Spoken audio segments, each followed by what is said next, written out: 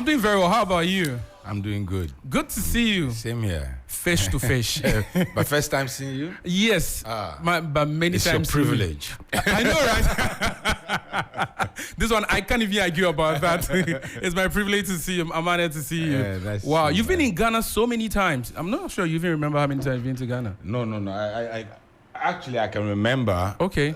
But you see, I don't come to Ghana as often as I used to. Okay. Which I still like. I like both of the kind of experience I've gone through in terms of the frequency and when it reduced. But the feeling is always the same. Wow. The feeling is always the same. Always an amazing town. Awesome. I was telling my friend earlier when I was like, man, I just like how Accra, Ghana just slows me down.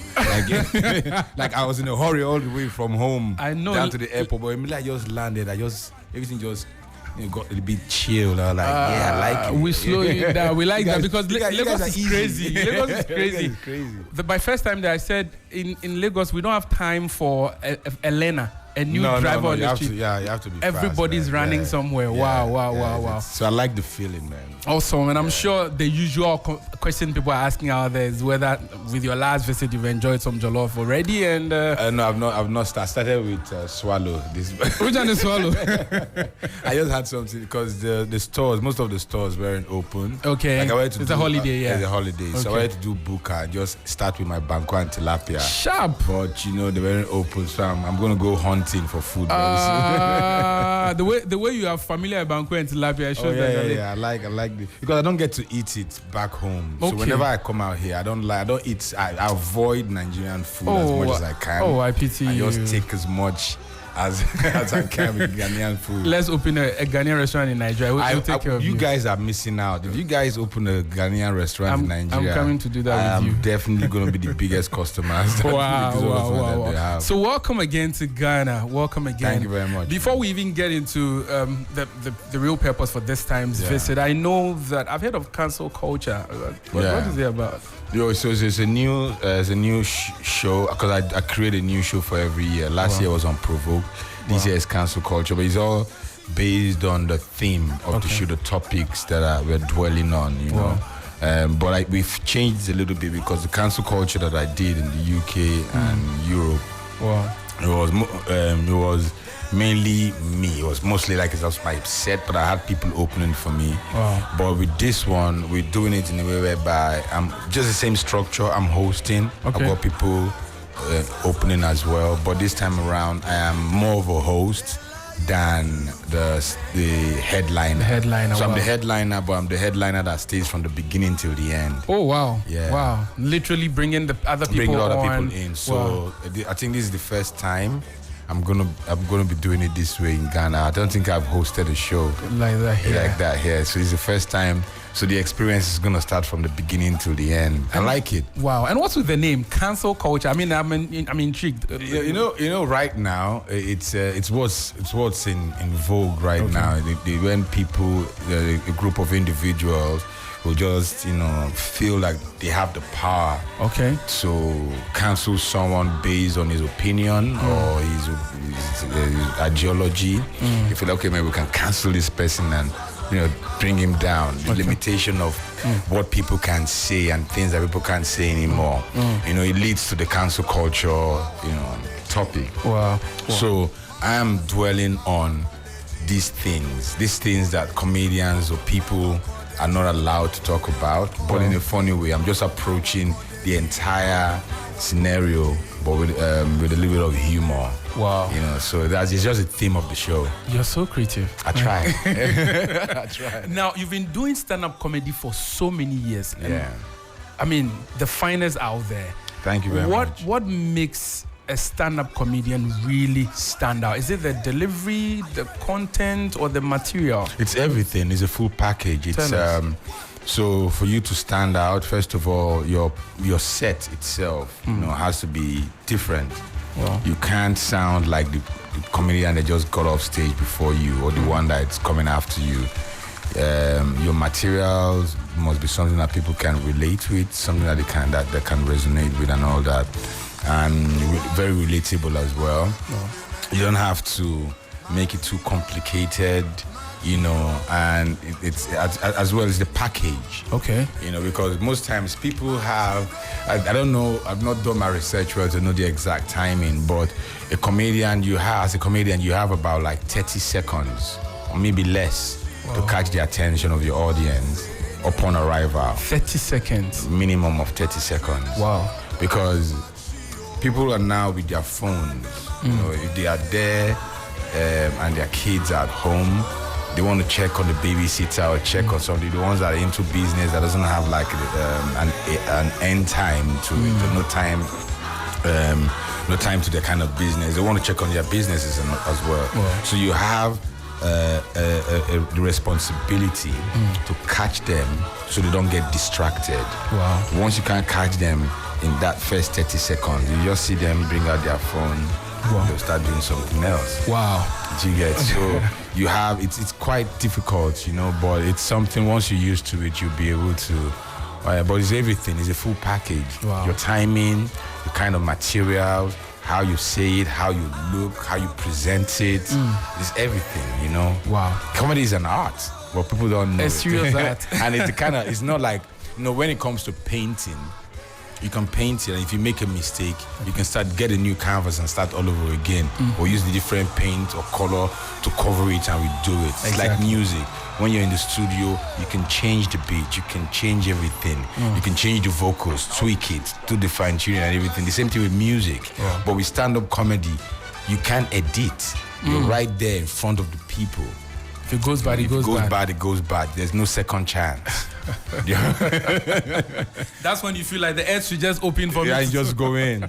Trust me, it's a fun job. Every day is a scary day as a comedian. For you to get on stage, you're fighting your confidence. You're fighting. You don't know if you're confident in the material that you're about to drop. You don't know how they're going to take it, especially if you've not tested the materials before. You're using this crowd. How are you sure they're gonna get it? Wow. You know, so it's a risky business. Wow.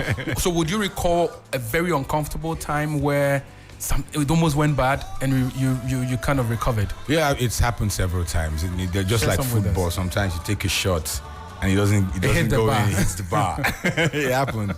But because the kind of materials that I write, they are mostly linked together. It's like a train, like everything is all connected. So even when I miss a shot, you will know that I've missed a shot. Okay. You just think that, yeah, that was funny, but you know, because that's the only way you can distinguish them even before you get to the venue. But you know, I'd like to know, because you don't want to start reconstructing your material on stage. Wow. Because if you do that, they will know. They can tell. Wow. Yeah, but where you don't have the opportunity to go through this process, then you have to. It's your job to know what's the crowd like, what's the demographic like, the age, the race, so that way you can know the kind of material to give to them. Wow. Like when we did in the UK, the last show that we did in London at the Indigo, I found out that we had a new set of audience. Okay. Right? And most of them weren't really Nigerians, right? Okay. So I told my guys, like, look, we have a blended crowd. You can use a little bit of pidgin English, but please tilt towards English more. English, yeah. Do you understand? Because they might not be able to follow up with the pidgin English. So I give them a tip, like, guys, this one is different. You know, for every crowd, for every audience, it's different. Wow. You just need to make sure you find out before you go there and bomb. Wow. I'm sure this is the reason for the longevity you enjoyed. What do you make of the Ghanaian comedy landscape? I know you've interacted with a lot of Ghanaians. You've worked with some of them. If you can tell us about the Ghanaian comedians. Yeah, so the thing is, the Ghanaian comedians are very brilliant. I've worked with a few of them, and maximum respect. Even the ones that are not based in Ghana, like Kojo. Okay. Kojo is in town, by the way. He messaged me and said he's going to be coming to the show. And there is Michael Blackson. He's Ghanaian, right? Yeah, he's Ghanaian. So you see, when you use these comedians to measure the kind of talent you guys have here, you can't help but respect it, right? So I feel that you guys have way more than you're seeing right now, but they just haven't been discovered yet. Do you get me? And you know, Nigeria, you can't compare the Nigerian entertainment industry with the Ghanaian industry because of numbers. Okay. Population is one thing, you know. Nigeria is huge. So based on that, we'll have more numbers, but it doesn't mean that we've got more talented comedians. I don't like doing that, you know. Okay. It's just a case of discovery. We've not discovered. I hate comparing, but I think that you guys have a lot of talented comedians, and all they just need is just the right opportunity. And the ones, if you look at it, we have Godfrey, a Nigerian comedian that is based in Chicago. He's doing very well. Okay. And we have a few other Nigerian comedians abroad. And you guys have about the same number. So in terms of the exportation factor, we are even. Very true. You know what I mean? Exactly. But locally, you know, everybody's still growing, and I believe that we'll all get there at some point. You guys just need to do more comedy shows. It's the amount of comedy shows that will result to the number of comedians that will be discovered. Wow. Yeah, that's it. Ghanaian comedians, this is very, very rich insight from the legend. He said, do more comedy shows. Do more comedy shows. Do more open mic shows. Create room for upcoming comedians to come on stage and just do their thing. Wow. And you'll be amazed the amount of the kind of talents that you guys have that are just untapped. Wow. Yeah. Wow. This man, you heard the advice, eh? He's a comedian. He's an comedian, so do that. Okay, now let's talk about material. I like the fact that you tagged on material because it makes it's relevant to what you do. Yeah. What kind of material would you not try on the African crowd? Then we'll come to the European crowd. So we can tap into your experience. Now the African crowd, we are more flexible. We are less sensitive. So you can play around a bit more. Okay. There are just some things you just can't play around, whether they are sensitive or not. Religion. Okay. Try as much as possible to stay away from it as much. Especially when it comes to the Muslim religion. Okay. You understand? Even with the Christian, the Christian religion, you need to try and respect that, premise. Even if you're going to do a material around, you understand, that religious part, you must be very careful. If you can do without it, stay away from it because you might get it wrong. And this whole, you know what I mean? I got it. You don't want to do it either because it's a global topic. You want to stay away from, the gay homosexuality and all that. Try as much as possible. Even if you're going to talk about it, make it be an observational kind of material, not trying to stigmatize anything or paint a bad image around their belief and all that. You must respect everyone's decision because we are in that space where whatever you do here becomes global. And it goes global, especially when you make a mistake. Do you understand? If you hit it right, most times that particular joke might not trend, but if you say something that hits someone negatively and they can use it to attack you, that's the cancel culture we're talking about. That's right. You don't want to be in that space. Wow. Now, with the foreign crowd, they are a bit more flexible. The same thing. There are places you can't get into religion, but you'll be how do I put it now? So you'll be in more trouble if you tread on those topics. Wow. You understand? The chances of you getting cancelled. There are some people that are getting cancelled now for something that they said 8-10 years ago. Jesus. Kevin Hart is an example. Okay. A joke he did about his kid and all that many years ago. That was how he missed out. He lost the opportunity to host Oscars, I think, if I'm not wrong. Wow. Yeah. The consequence could be that dire. It's crazy there. Wow. So sometimes I just stay away from. So I do more of comparison or things that are, universal. The materials you must talk about are things that they can relate with. Relationships, family, topic, even if you're doing comparison, countries, Iraq and this, Ukraine and that, as long as you respect it, because it's not like a funny topic anyway, but you're saying something that everyone knows about. If you crack a joke about Putin, definitely people will laugh based on the kind of image that people have painted around him. Wow. You understand? Wow. But if you crack a joke about my president, Yeah. Your president don't suffer before. Yeah, you don't want to do. Why do you people do that to him? I don't. To be honest, I try as much as possible not to even tread in that space. Yeah. I stay away from it because it can go both ways. Wow. Yeah, because if the crowd love it, maybe the people on top might not love it, and you start getting problems from some nowhere. Blacklisting here and there as well. You don't want that. But how, when it comes to the comparison, there's this thing I don't understand. When Nigerians are doing comparison in Ghana, you seem to project Ghana very, very well. Is that the real situation? Are we that is Ghana that better than Nigeria? No. So the thing is, sometimes it's better. Comedy is faster consumed when the comedian is not punching down on people. If you're punching yourself down, you're safer. People will prefer to laugh at your experience than for them to laugh at themselves. Do you understand what I mean? Yes. So, as a Nigerian performing in Ghana, you can't punch Ghana down. True. Very true. Do you understand? That's smart. Before we start saying away. You have to punch because whether it's true or it's false, it's comedy. It's just the thing of the mind. It's creativity. It's how you create it. And there's some things about comedy that comedians don't know that power. They don't know that they have that power. You can drop a material and at the end of the material flip it and make it look like what you said. You're not even sure about it. Okay. And by saying that, only that disclaimer, you're free, you're good.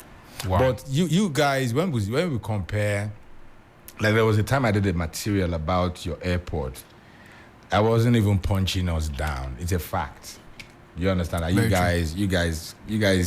You guys beat us on that one. It's true, because my first time at Murtala, Mohammed let's not talk about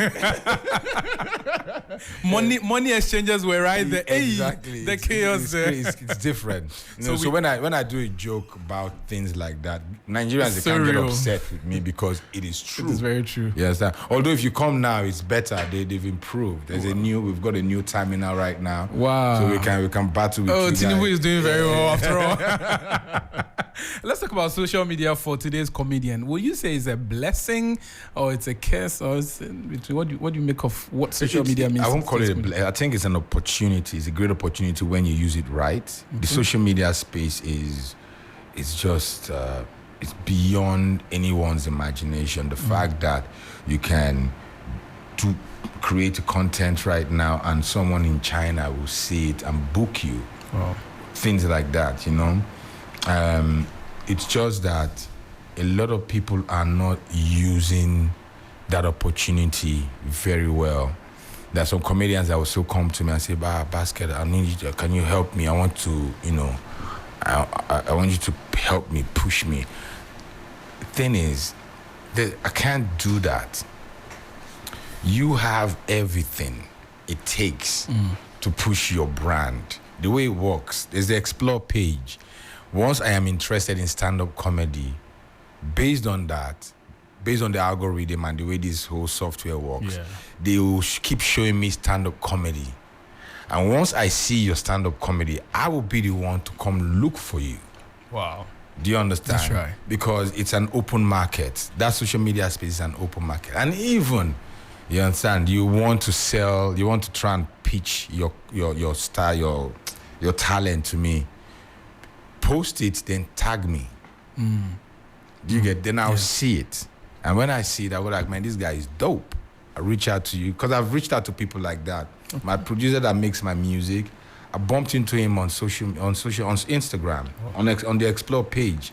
That's how I discovered this guy about like 4 years ago. Wow. The same thing with other comedians. So I think it's an opportunity that some comics, some talents are not, using as much as I think they should. Awesome. Wow. Yeah, but it's a great opportunity, and at the same time, it's the kind of place where you can just make a mistake and you're finished. So before you post anything, look at it over and over again. Share with your people and say, what do you think about it? Be honest with me. Tell me, what do you think? And look out there. Look at what they're doing. So that way, whatever you're going to do, can blend in, and if it's going to stand out, it will stand out as long as people can relate with it. I think it's a great opportunity. If I had social media 26 during years ago, it's during my days, I would have been the greatest comedian. Because to be honest, I think that I was crazier back then. You understand? I was young, I was vibrant, I had a lot of energy. Yeah. So the kind of materials I was creating back then were, crude, were, real. Yeah. Not like they're not still dope right now, but there are some materials I'm like, I wish I created those materials. Viral. Now. Would have been all over the world. Been, But I must say that I must give you plaudits because you are really using social media and one of the very creative minds I've seen. Today I'm not here to talk about advertising, but I follow your advertising and how you're able to turn things around, and I'm blown away by it. Now let's come to cancel culture. Yes. Back to it. When is it happening, and what time is it? How do I come and enjoy? I need to enjoy it. Yes, the venue. At the Accra International Conference Center. The conference center, okay. And the show starts at 7 p.m. 7 p.m. Doors open at 6 p.m. Okay. And you can get tickets from vtickets.com, VEETICKETS.com. Let's repeat it, VEETICKETS.com. Okay. And for the people that don't want to get tickets online, you can come get it. I think they have locations to get tickets as well. I don't know all those locations, but you can buy tickets at the venue. I know that. Okay, so let me just chime in. If you are watching us live on Facebook, please quickly get to see it now. So you can get it. The ticket outlet, you can get it through *714 *700 hash. *714 *700 hash, and also go to vtickets, VEETICKETS.com. So check it out right here on Facebook page, the special cancel culture. Let us know about the people who are coming. I like your concept of being the host. Yeah, so you are having some guest performers. I like it. Them. So we've got Koboko. Koboko is one monster of a comedian. It's been a while I've known his work, but recently I started paying more attention to his style. He's a monster. He's the kind of comedian that I don't want to perform after. There's some comedian, too much pressure. I don't want that. We've got I Go Save. I Go Save is also a monster. Wow. We did the cancel culture tour in Europe together in the UK.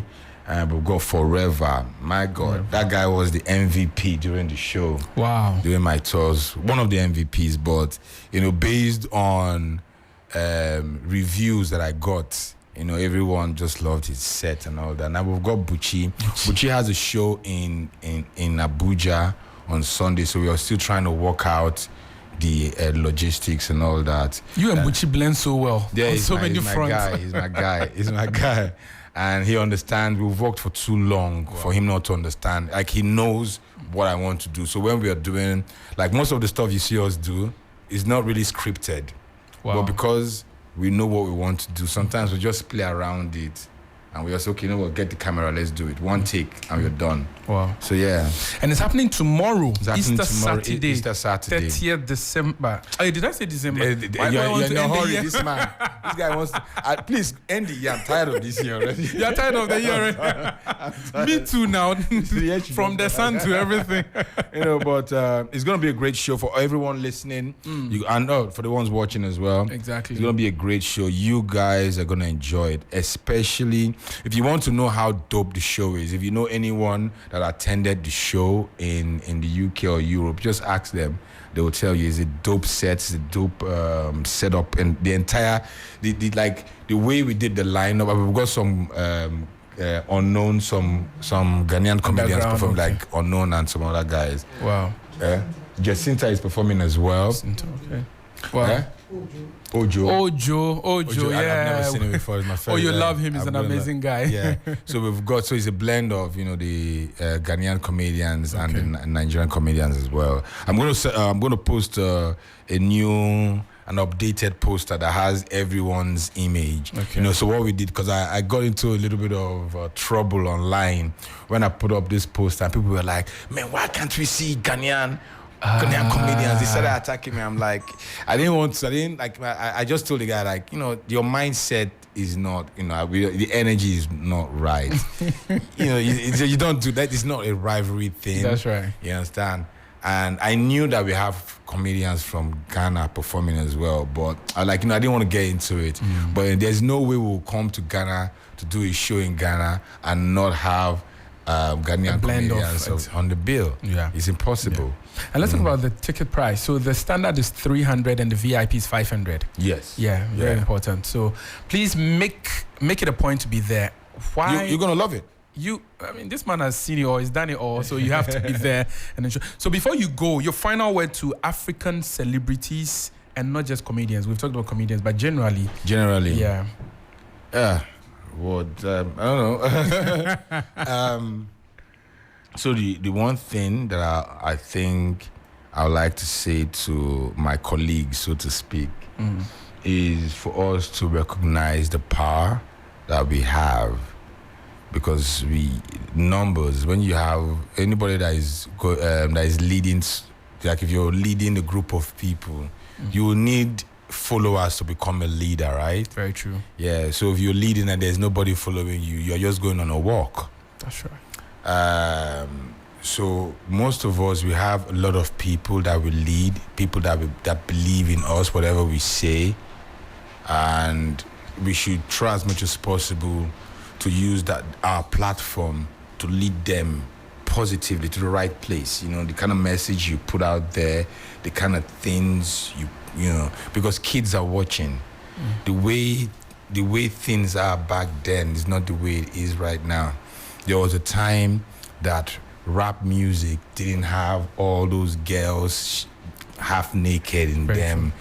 There was a time music videos used to be decent, but right now, and the people that changed it are people like myself. You understand? They're selling, and then you hear rap music, all they're talking about is money, women, drugs, and this. And if you look, what does it translate to? You find out that we have a lot of teenagers doing those things.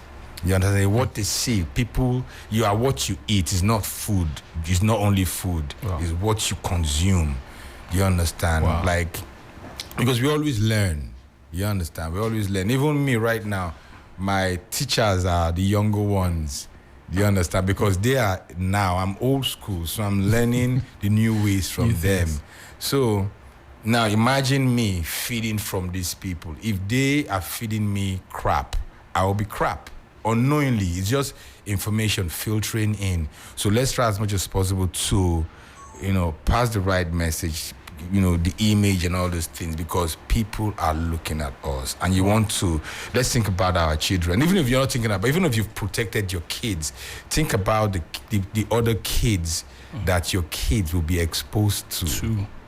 Do you understand? Wow. Because they, at the end of the day, will break into them and mess them up. You understand? Because, they're part of who you're with. Exactly. Peer pressure. Peer pressure. Yeah. So we are creating monsters and we don't know it yet. Wow. Like I saw on social media, it happens all the time.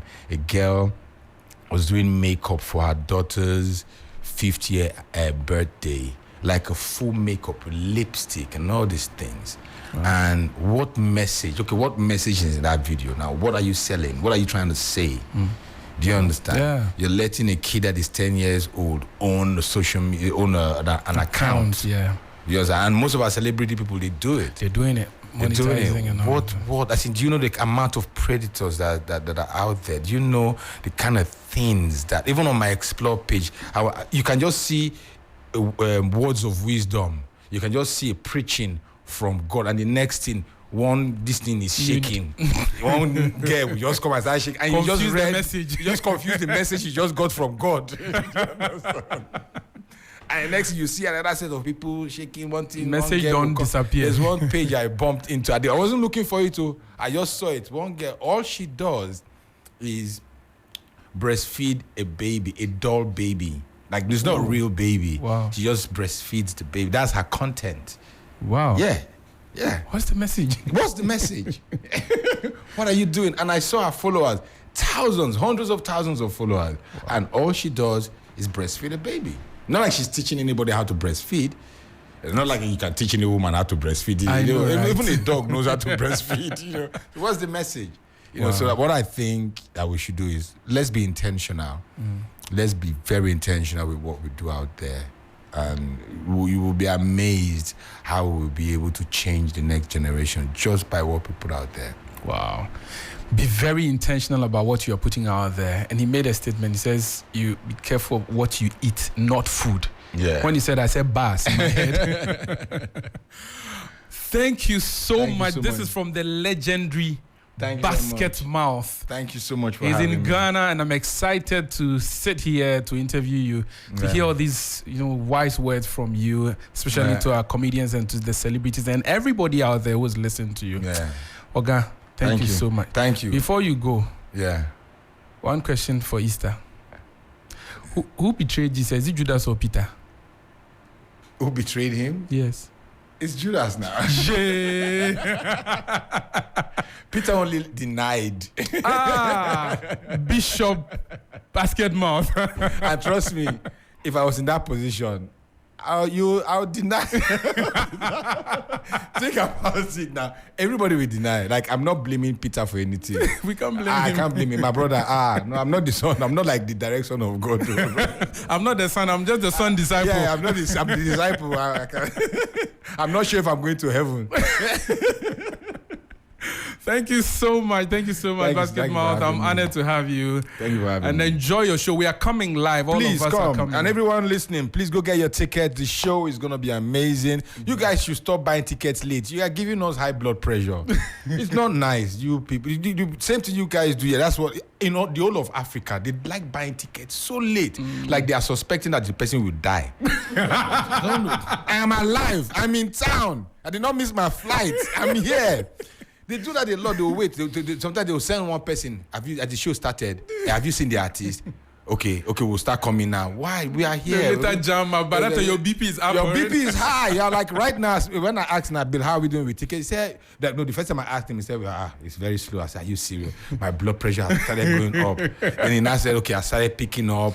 And later they now told me that it's when you like Ghanaians buy tickets on the day of the show. By that time I would have fainted. Please, the man is not dead. He didn't miss his flight. It's right here. So please go and buy the ticket and see you tomorrow at Cancel Culture with Basketmouth. Thank you very much. Thank you so much. Happy Easter, everybody. Happy Easter. 3FM Drive. 3FM.